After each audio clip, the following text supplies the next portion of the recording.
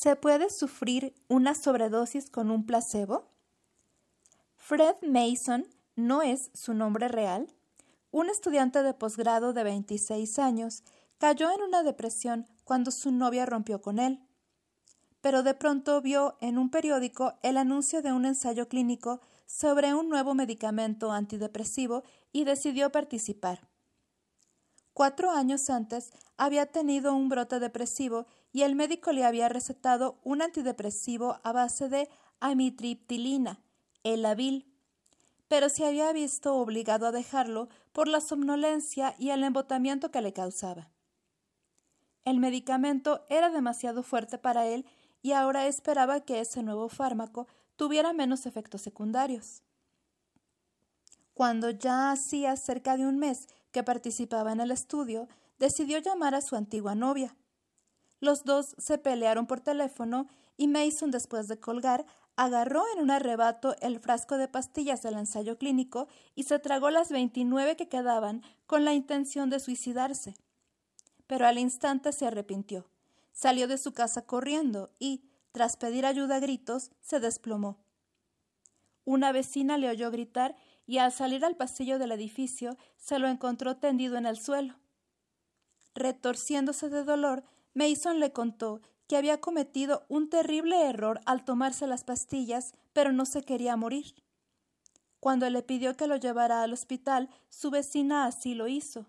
Mason llegó a urgencias pálido y sudoroso, con una tensión de 80-40 y un ritmo cardíaco de 140 pulsaciones. Respirando agitadamente, no cesaba de exclamar: «¡No quiero morir!». Cuando los médicos le examinaron, vieron que lo único que tenía era la tensión baja, el pulso acelerado y la respiración agitada. Aún así, Mason estaba aletargado y arrastraba las palabras al hablar. El equipo médico decidió administrarle suero intravenoso, le hicieron análisis de sangre y de orina y le preguntaron cuál era el medicamento que había tomado. Mason no podía recordar el nombre del fármaco. Les dijo que era el antidepresivo experimental de un ensayo clínico. Luego les entregó el frasco vacío, pero en la etiqueta no aparecía el nombre del medicamento, sino solo la información sobre el estudio. Así que no podían hacer más que esperar los resultados de los análisis, controlar sus constantes vitales para asegurarse de que no empeorase de golpe y esperar a que el personal del hospital pudiera contactar con los investigadores que estaban realizando el ensayo clínico. Al cabo de 4 horas, después de que los resultados de los análisis salieran totalmente normales, llegó un médico que había participado en el estudio del fármaco experimental. Al consultar el código de la etiqueta del frasco vacío de las pastillas de Mason, lo cotejó con la información recabada en el estudio. Les dijo que Mason había estado tomando un placebo y que las pastillas que había ingerido no contenían ningún fármaco. Milagrosamente, a los pocos minutos a Mason se le normalizó la tensión arterial y el pulso. Y como por arte de magia, dejó también de sentirse soñoliento. Mason había sido víctima del efecto nocebo, una sustancia inocua que, gracias a sus intensas expectativas, le había producido efectos perjudiciales. ¿Es posible que los síntomas se los hubiera provocado el hecho de esperar sufrirlos después de tragarse un buen puñado de antidepresivos? Puede que su mente, como en el caso de Sam Londe, se hubiera apoderado de su cuerpo, llevada por las expectativas de lo que parecía ser la perspectiva más probable hasta el punto de materializarla. Le pudo haber ocurrido, aunque esto significara que su mente se había ocupado de unas funciones que normalmente no están bajo nuestro control. Y si esto fuera posible y nuestros pensamientos pudieran hacernos enfermar, ¿acaso no podríamos también usarlos para curarnos? La depresión crónica se esfuma por arte de magia. Janice Schoenfeld, una interiorista de 46 años que vivía en California, había sufrido depresiones desde la adolescencia, pero nunca había recurrido a ningún profesional en busca de ayuda hasta ver el anuncio de un periódico en 1997. El Instituto Neuropsiquiátrico de la UCLA estaba buscando voluntarios para probar en un ensayo clínico un nuevo antidepresivo a base de venlafaxina, Effexor. Schoenfeld, esposa y madre, cuya depresión había empeorado hasta tal punto que se había planteado suicidarse, decidió aprovechar la oportunidad de participar en el estudio. Cuando Schoenfeld llegó al Instituto Neuropsiquiátrico por primera vez, un técnico le aplicó unos electrodos durante 45 minutos para monitorizar y registrar su actividad bioeléctrica cerebral con un electroencefalógrafo, y poco después ella se fue con el frasco de pastillas que le dieron en la farmacia del hospital. Sabía que aproximadamente la mitad del grupo de 51 participantes recibiría el fármaco y la otra mitad un placebo, aunque ni Schoenfeld ni los médicos del estudio tenían idea de a cuál de los dos grupos le habían asignado al azar. En realidad, nadie lo sabría hasta que finalizara el estudio, pero a ella no le importaba porque estaba entusiasmada y esperaba que el fármaco experimental le ayudara después de haber estado luchando durante décadas contra una depresión clínica que hacía que de pronto se echara a llorar sin una razón aparente. Schoenfeld accedió a volver al instituto cada semana a lo largo del estudio de 2 meses de duración. Cada vez respondía a las preguntas de cómo se sentía y en varias ocasiones incluso le realizaron otro electroencefalograma, EEG. Al poco tiempo de empezar a tomar las pastillas, Schoenfeld se comenzó a encontrar muchísimo mejor por primera vez en su vida. Y lo más curioso es que además sentía náuseas, pero esto era una buena noticia porque sabía que era uno de los efectos secundarios del fármaco experimental. Como la depresión tendía a desaparecer y además notaba los efectos secundarios, estaba segura de que le había tocado el fármaco activo. Hasta la enfermera, con la que hablaba al volver cada semana al instituto, creía que Schoenfeld estaba tomando el medicamento real por los cambios que experimentaba. Al final de la 8ª semana del estudio, uno de los investigadores le reveló por fin la impactante verdad. Schoenfeld, que después de haber tomado las pastillas ya no deseaba suicidarse y se sentía como una persona diferente, había formado parte en realidad del grupo del placebo. Se quedó de una pieza. Estaba segura de que el médico se había equivocado. No se podía creer que después de estar sufriendo durante tantos años una agobiante depresión, se sintiera ahora mucho mejor por haberse tomado un frasco de pastillas de azúcar. Y hasta había sufrido los efectos secundarios y todo. Debía de ser un error. Le pidió al médico que volviera a revisar la información recabada. Él, riéndose afablemente, le aseguró que el frasco que se había llevado a casa, el que le había devuelto las ganas de vivir, no contenía más que pastillas placebo. Mientras Schoenfeld se quedaba de piedra, el médico le insistió en que el hecho de no haber recibido el medicamento auténtico no significaba que se hubiera imaginado su depresión o su mejoría, sino que simplemente no era el Effexor lo que le había hecho sentirse mejor. Y ella no había sido la única. Los resultados del estudio revelaron al cabo de poco que el 38% de los participantes del grupo placebo se sentía mejor, comparados con el 52% del grupo que había recibido Effexor. Pero cuando el resto de la información salió a la luz, fueron los investigadores los que se quedaron sorprendidos. Los pacientes como Schoenfeld, que habían mejorado con el placebo, no se habían imaginado sentirse mejor, sino que los patrones de sus ondas cerebrales habían cambiado.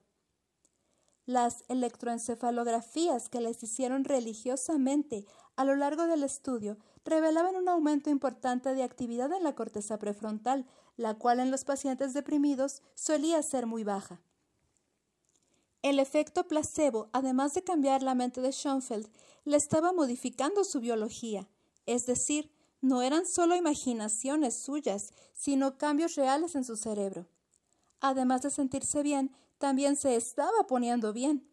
Al final del estudio, a Schoenfeld le habían cambiado el cerebro sin tomar ningún medicamento ni hacer nada distinto a lo de siempre.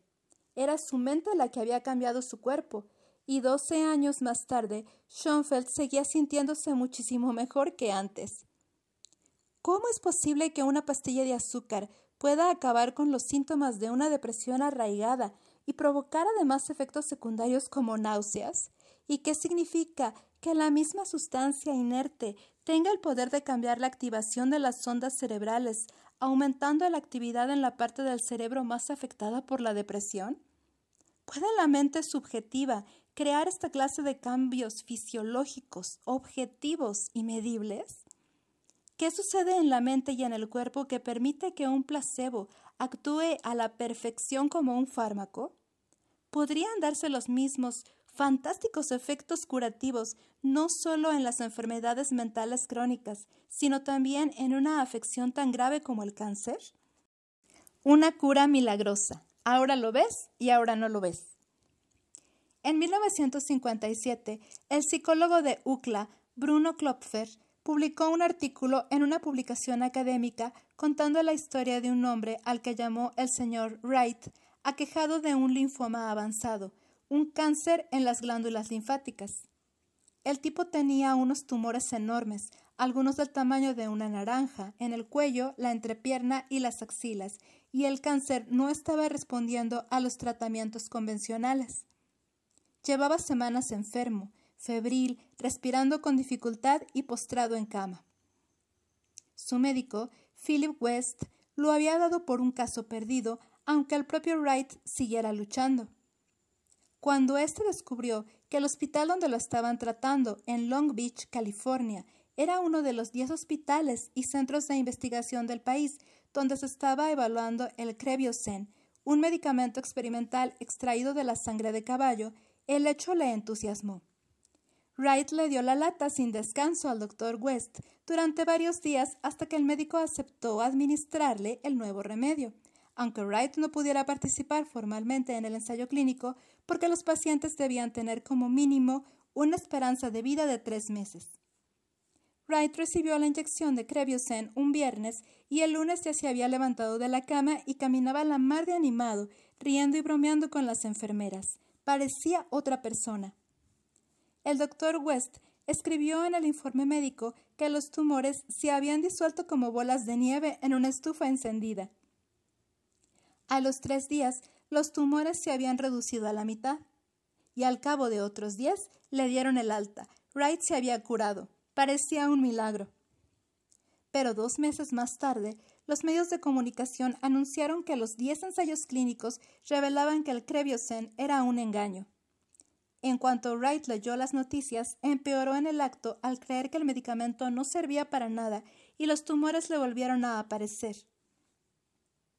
El Dr. West sospechó que la primera respuesta positiva de Wright se debía al efecto placebo y sabiendo que su paciente tenía una enfermedad terminal, se dijo que tenía poco que perder y Wright mucho que ganar si ponía a prueba su teoría. Así que le dijo a este que no se creyera las noticias del periódico y que había recaído porque el Creviosen que le habían administrado formaba parte de un lote de mala calidad. Además, le contó que estaba a punto de llegar al hospital una versión del medicamento el doble de potente y de una calidad excelente y que se la inyectaría en cuanto la recibiera. Wright se sintió eufórico ante la posibilidad de curarse y a los pocos días recibió la inyección. Pero en esta ocasión, el Dr. West no le inyectó un fármaco experimental ni un placebo, sino simplemente agua destilada. A Wright le volvieron a desaparecer los tumores como por arte de magia.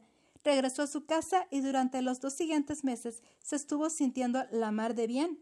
Ya no tenía ningún tumor, pero de pronto la Asociación Médica Americana anunció que el Creviosen no servía para nada.